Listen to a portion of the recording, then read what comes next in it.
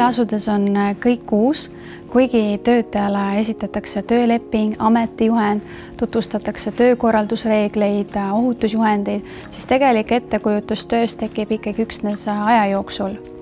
Katseaeg ongi mõeldud selleks, et töötaja saaks selgusele jõuda, kas ta soovib seda tööd teha, kas ta suudab seda teha ja et tööandja saaks omakorda hinnata, kas töötajal on vajalikud teadmised, oskused, võimed, isikuomadused, aga ka kas töötaja tervis võimaldab seda tööd teha.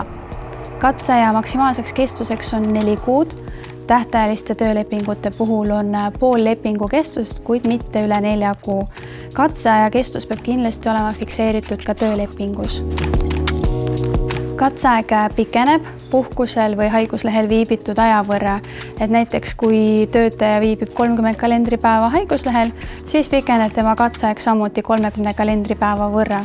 Tähtajaliste töölepingute puhul on küll erisus, kuivõrd seadus paneb paika täpselt nende maksimaalse kestuse.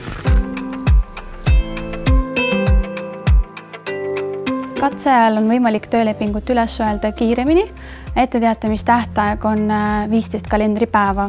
Tööandja peab töölepingu ülesütlemist põhjendama ning järgima, et see ei oleks vastuolus katse eesmärgiga.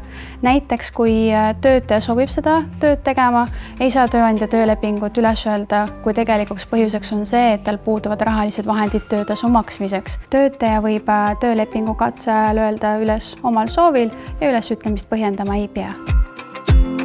Lisainformatsiooni nii sel kui ka paljudel teistel olulistel teemadel leiab Tööinspektsiooni kodulehelt tii.ee ning tööelu infoportaalist tööelu.ee. Tööinspektsioon. Asjatundlik, usaldusväärne, lahendustele orienteeritud.